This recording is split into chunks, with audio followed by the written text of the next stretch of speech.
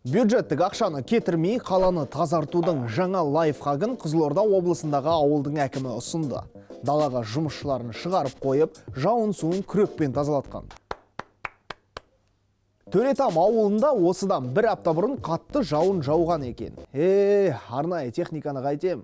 Жұмысшылар бар, күректер бар, шелектер бар.